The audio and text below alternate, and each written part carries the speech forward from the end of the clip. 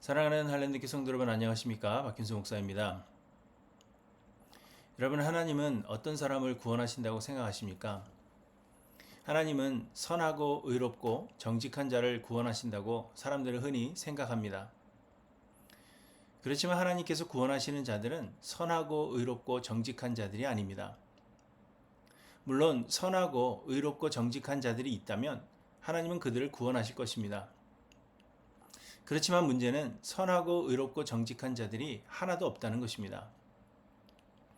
우리가 주일마다 살펴보고 있는 로마서에 보시면 의인은 없나니 하나도 없다고 말씀하셨습니다. 예레미야 5장에도 보시면 너희는 예루살렘 거리로 빨리 다니며 그 넓은 거리에서 찾아보고 알라. 너희가 만일 정의를 행하며 진리를 구하는 자를 한 사람이라도 찾으면 내가 이 성읍을 용서하리라. 이렇게 말씀하십니다. 의인 한 사람이라도 찾으면 그 한 사람으로 인하여 온 성읍을 멸하지 않으시겠다고 하시지만 의인 한 사람이 없어 결국 멸망하는 것입니다. 우리는 이미 소돔과 고모라를 보고 의인은 없다는 사실을 깨달았습니다. 그렇기 때문에 하나님은 선하고 의롭고 정직한 자들을 구원하시는 것이 아닙니다. 그렇다면 하나님은 어떤 사람을 구원하시는 것일까요? 하나님께서 구원하시는 사람은 자신의 죄를 인정하고 그래서 하나님 앞에 엎드려 전심으로 하나님의 긍휼하심의 은혜를 구하는 사람입니다. 하나님은 예레미야 선지자를 부르사 유다에 임할 하나님의 심판에 대하여 예언하게 하셨습니다. 유다의 범죄함으로 인하여 하나님께서 유다를 멸망케 하실 것인데 북방의 악명 높은 나라 바벨론을 통하여 유다를 멸망시키신다는 내용입니다. 그래서 예레미야는 유다 백성들이 바벨론에게 항복하고 포로가 되는 것이 살 길이요 바벨론으로 가서 하나님의 구원을 기다리라고 선포합니다. 바벨론에서 집을 짓고 농사를 지으며 자녀들을 시집 장가 보내고 잘 살고 평안을 위해 기도하라고 이야기합니다. 그것만이 유다 백성들의 살 길이라고 말한 것입니다. 그래서 하나님은 유다 백성들의 죄악상에 대하여 아주 자세히 말씀하십니다. 내가 너희를 기름진 땅에 인도하여 그것의 열매와 그것의 아름다운 것을 먹게 하였거늘 너희가 이리로 들어와서는 내 땅을 더럽히고 내 기업을 역겨운 것으로 만들었다고 말씀하십니다. 그들이 나무를 향하여 너는 나의 아버지라 하며 돌을 향하여 너는 나를 낳았다 하고 그들의 등을 내게로 돌리고 그들의 얼굴은 내게로 향하지 아니하였다고도 말씀하십니다. 내 눈을 들어 헐벗은 산을 보라. 내가 행음하지 아니한 곳이 어디 있느냐 이렇게 말씀하십니다. 유다는 하나님의 은혜를 잊었습니다. 그리고 육신의 형통함을 위해 우상을 섬기고 세상의 다른 세력들을 의지하며 세상의 길을 따랐습니다.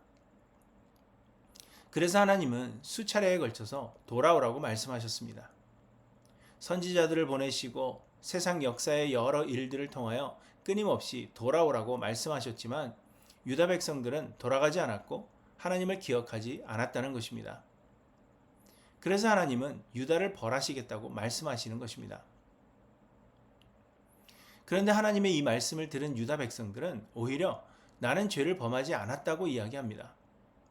예레미야 2장 23절에 보시면 내가 어찌 말하기를 나는 더럽혀지지 아니하였다. 바알들의 뒤를 따르지 아니하였다 하겠느냐 이렇게 말씀하십니다. 24절에는 너는 광야에 익숙한 들 암나기들이 그들의 성욕이 일어나므로 헐떡거림 같았도다. 그 발전기에 누가 그것을 막으리요 이렇게 말씀하십니다. 유다는 마치 발전기에 있는 암나기처럼 바알의 뒤를 쫓았음에도 불구하고 나는 더럽혀지지 아니하였고 바알들의 뒤를 따르지 아니하였다고 말한다는 것입니다. 2장 35절에도 보시면 그러나 너는 말하기를 나는 무죄하니 그의 진노가 참으로 내게서 떠났다 하거니와 이렇게 말씀하십니다. 유다 백성들은 하나님께 범죄하고도 죄를 범하지 않았다고 주장했다는 것입니다. 그래서 하나님께서 이렇게 말씀하십니다. 내 말이 나는 죄를 범하지 아니하였다 하였으므로 내가 너를 심판하리라. 내가 죄를 범하였습니다. 나를 용서하시고 은혜를 베풀어 주십시오. 이렇게 죄를 인정하며 회개했더라면 하나님께서 구원하셨을 것입니다. 그러나 나는 죄를 범하지 아니하였다 하며 죄를 인정하지도 회개하지도 않은 것이 오히려 하나님의 심판을 받는 이유라는 것을 말씀하시는 것입니다. 말씀드린 대로 성경은 의인은 없나니 하나도 없다고 분명히 말씀하십니다. 하나님이 원하시는 의라는 것은 세상이 생각하는 선함이 아닙니다. 그래서 우리는 하나님 앞에 의로울 수가 없고, 또한 하나님께서 원하시는 선의 기준은 너무도 높아서 우리가 능히 그 기준에 이를 수 없는 것입니다. 그러므로 우리는 우리의 죄인됨을 인정하고 하나님의 긍휼하심의 은혜를 구할 뿐입니다. 말씀을 통하여 우리의 죄를 발견하고 회개하며 하나님의 인도하심에 순종하는 것입니다. 나를 지으신 하나님께서 내가 죄인이라고 말씀하시는데 내가 아니라고, 나는 죄를 범하지 않았다고 항변하는 것은 어리석은 것입니다.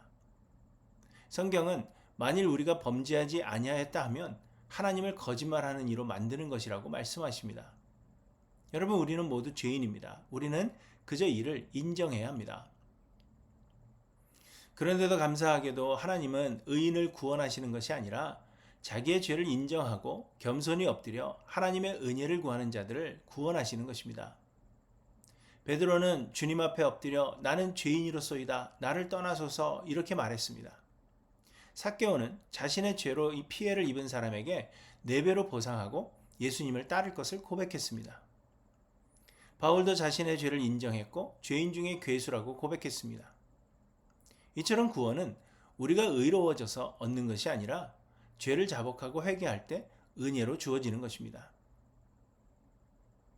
그럼에도 불구하고 사람들은 하나님 앞에서 자기의 의로움을 드러내려고 합니다. 왜냐하면 내가 의로워야 하나님께서 복 주신다고 믿기 때문입니다. 물론 우리가 의롭지 않아야 한다는 말은 아닙니다. 우리는 의로워져야 합니다. 그러나 우리가 의롭게 되는 것은 은혜로 구원을 얻은 뒤에 성령의 역사하심으로 말미암는 결과요, 이 또한 하나님이 주시는 선물입니다. 그리고 우리는 하늘나라 가는 그날까지 온전해지지 않습니다. 그러므로 우리는 성령의 역사로 인하여 의로워지지만 이는 다른 사람들이 그렇게 판단해 주어야 하는 것이고, 정작 본인은 끊임없이 발견되는 자아로 인하여 애통해하며 여전히 죄인임을 고백하게 되는 것입니다. 우리가 죄를 자복하고 진심으로 회개하며 하나님께 온전히 굴복하여 하나님의 은혜를 구할 때에, 그때에 비로소 성령이 우리 가운데 역사하시어 우리를 의롭게 만들어 가시는 것입니다. 누가복음 18장에 보시면 바리새인과 세리의 기도에 대해서 말씀하십니다. 바리새인은 서서 기도하였는데 하나님이여, 나는 다른 사람들 곧 토색, 불의, 간음을 하는 자들과 같지 아니하고 이 세리와도 같지 아니함을 감사하나이다. 나는 일회에 2번씩 금식하고 또 소득의 11조를 드리나이다. 이렇게 기도했습니다. 곧 자신의 의를 드러낸 것입니다. 그러나 세리는 감히 눈을 들어 하늘을 쳐다보지도 못하고 다만 가슴을 치며 하나님이여 불쌍히 여기소서, 나는 죄인으로소이다. 이렇게 기도했습니다. 하나님은 누구를 의롭다 하셨습니까? 자신의 의를 드러내어 칭찬받기를 원했던 바리새인이 아니라 죄인임을 고백하고 긍휼하심을 구했던 세리라고 말씀하십니다. 여러분, 의인이 구원을 얻는 것이 아닙니다.